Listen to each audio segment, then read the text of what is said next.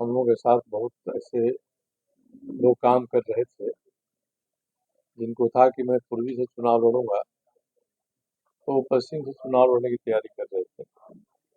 उसमें से एक हमारे संजीव आचार्य जी थे, उन्होंने नामांकन पत्र भी खरीद लिया है। उनसे बात हुई कि हम लोगों का एक ही उद्देश्य है, तो इन्होंने सहमति व्यक्त किया और इन्होंने कहा कि अब हम नामांकन नहीं भरेंगे, मेरे समर्थन में काम करें। तो आज एक तो ये सूचना प्रेस को देनी थी, दूसरे कल मैं नामांकन करूंगा 11 बजे, और नामांकन में जो हमारे यहाँ 7 मंडल हैं इस क्षेत्र में, उनके कार्यकर्ता आएंगे। उसके अतिरिक्त नेता के तौर पे भारतीय जनता पार्टी की ओर से हेमंता विश्व शर्मा के आने की सूचना मिली है। फिर जनता दल यू की तरफ से बिहार के 2 मंत्री हैं, अशोक चौधरी और श्रवण कुमार जी, ये दोनों रहेंगे। तीसरे एक और मंत्री है मदन सहनी जी भी रहेंगे। एक पूर्व मंत्री है श्याम रजक, ये भी आ रहे हैं। और लोजपा की तरफ से अरुण भारती या राजेश वर्मा, 2 इनके सांसद हैं, इन दोनों में से कोई एक आएंगे। इतने लोगों की सूचना अभी तक मिली है। आज सुबह भी सुदेश जी से बात हुई है कि अगर आप यहाँ रहें तो आइएगा, तो उनको भी हम लोग उम्मीद कर रहे हैं कि आएंगे। कल नामांकन हो जाने के बाद से हम लोगों का विधिवत चुनाव का प्रचार शुरू होगा। इस बीच में भारतीय जनता पार्टी के 6 मंडलों के कार्यकर्ताओं की विस्तारित बैठक हुई। उनके पदाधिकारी, सक्रिय कार्यकर्ता सभी थे। आजाद नगर मंडल छोड़कर बाकी जितने 6 मंडल हैं उनके, सोनारी, कदमा, बिष्टुपुर, साक्षी, मानगो, उलीडीह, कल 4 मंडलों की हुई थी और आज 2 मंडलों की हुई, जिसमें कदमा और साक्षी शामिल है। अच्छी संख्या में उनके कार्यकर्ता थे। एक यहाँ जो केंद्र की योजना से यहाँ के प्रभारी के रूप में आई हुई है, वो छत्तीसगढ़ की विधायिका हैं भावना बोहरा, वो सभी बैठकों में थी। और यही हुआ कि भाई मैं एनडीए का उम्मीदवार हूँ और भारतीय जनता पार्टी का पूरा समर्थन साथ में है।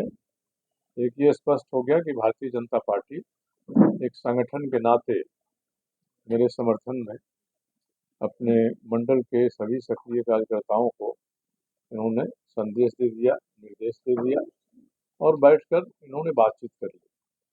इसलिए कहीं कोई ये भ्रम फैला रहा है कि कमल चुनाव चिन्ह नहीं है तो भाजपा में 2 राय हो सकती है, ये संभावना खत्म हो गई और भारतीय जनता पार्टी पूरी तरह से एनडीए के कैंडिडेट के नाते मेरे साथ है।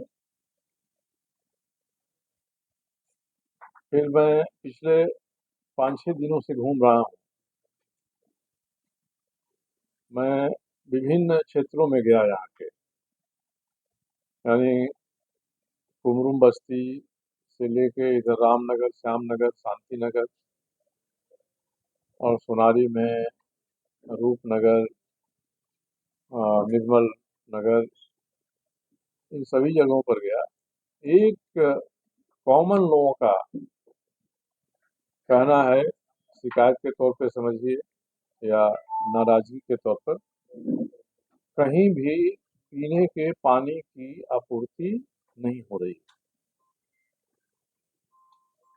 मैं 3 दिनों से ये देख रहा हूँ।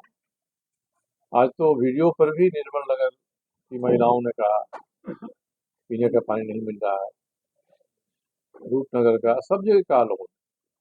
ये विचित्र स्थिति है कि जो जुस्को का इलाका है वहाँ भी पीने का पानी नहीं आ रहा है। उलियान जैसे इलाके में भी, जहाँ लोगों ने मोटर मीटर लगवाया है, वहाँ भी पीने के पानी की आपूर्ति नहीं है। समझ में नहीं आ रहा है कि ऐसी स्थिति क्यों है।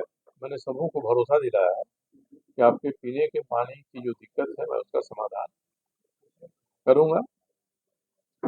और मानगो में तो लगता है कि जहां मैं छोड़कर 5 साल पहले मानगो पेयजल परियोजना को गया था, आज भी वही है या उससे बदतर ही स्थिति हुई है।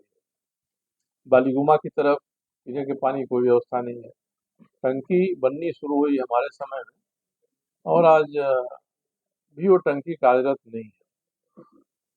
तो ये जो जन सुविधाएं हैं पीने के पानी की, सफाई की, ये नहीं है। और बिजली की जो केबलिंग हुई है केवल मुख्य सड़कों पर हुई है। उसके नीचे के इलाका में वैसे ही नंगे तार वाली ही बिजली दौड़ रही है। पानी, बिजली, सफाई, ये तीन जो महत्वपूर्ण समस्याएं हैं इनका समाधान यहाँ हुआ नहीं है। तो ये मेरा अनुभव है। और कदमा की आज की बैठक में भाजपा के पदाधिकारियों ने, कार्यकर्ताओं ने ये बताया कि पिछले 5 साल से ये लोग भय और आतंक के वातावरण में जी रहे हैं। कोई थोड़ा भी विरोध करता है तो पुलिस की कार्रवाई उस पर करा दी जाती है। संजीव आचार्य जी उसके जीता जागता सबूत हैं। इन्होंने जो 2 सड़कें बंद कर दी गई उनके बारे में आवाज उठाया तो इनके ऊपर SC/ST एक्ट में मुकदमा दर्ज करा दिया गया। और मुकदमा दर्ज करने वाला वही व्यक्ति है रोज जो रोज यहाँ के स्थानीय मंत्री के साथ घूमता है। तो मैंने उनको भरोसा दिलाया, वो भी आश्वस्त हुए। मैंने कहा कि जो हुआ वो हो गया।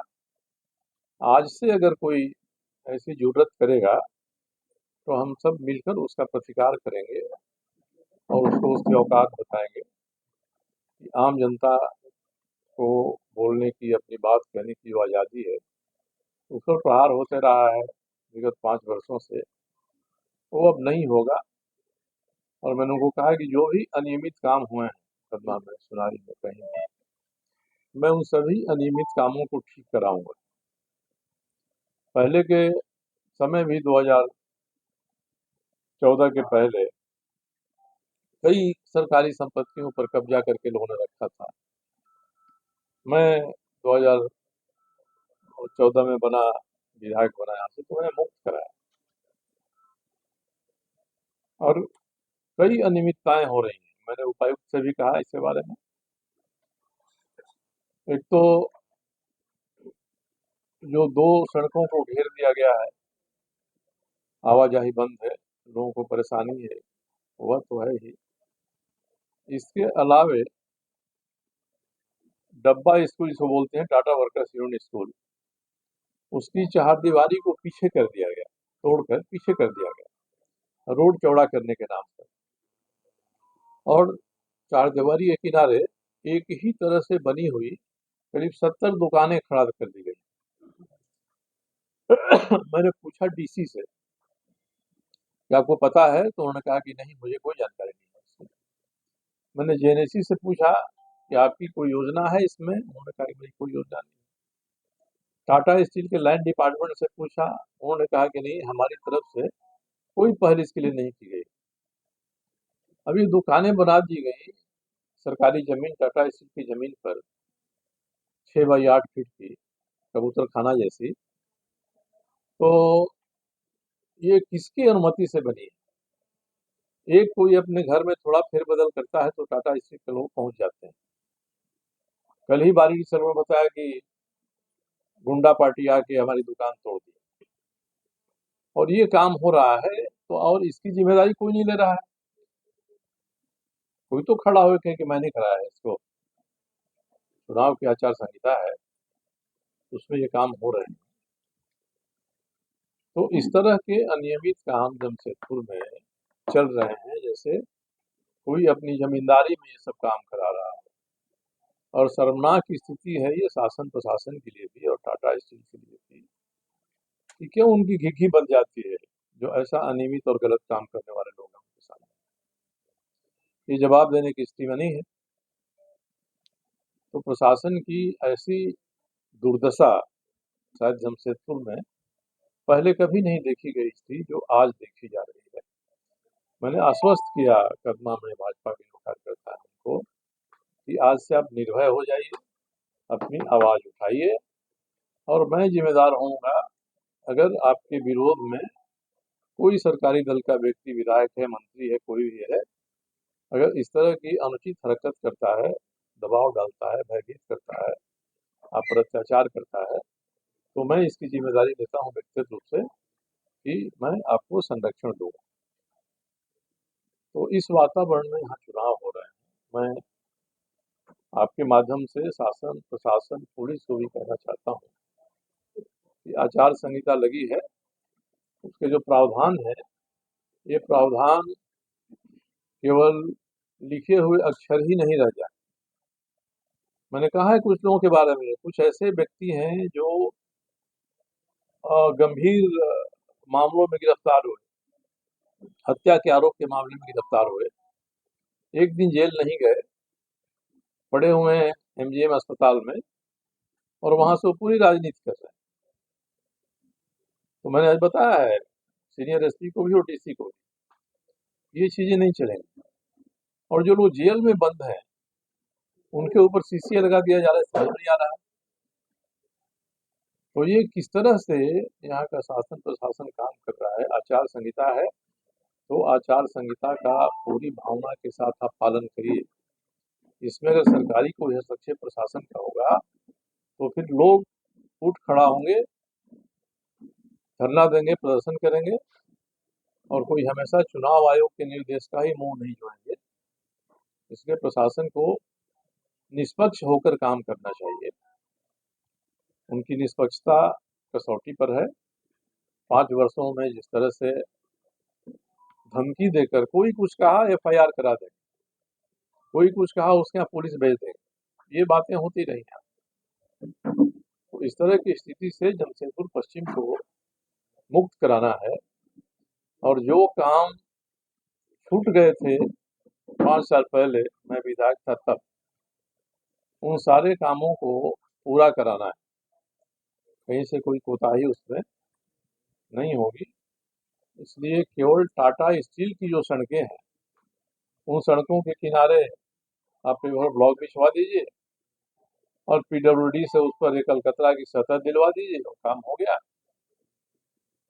और जो इलाके हैं, गलियां हैं, मोहल्लों की सड़कें हैं, उनकी कोई खबर लेने वाला नहीं है।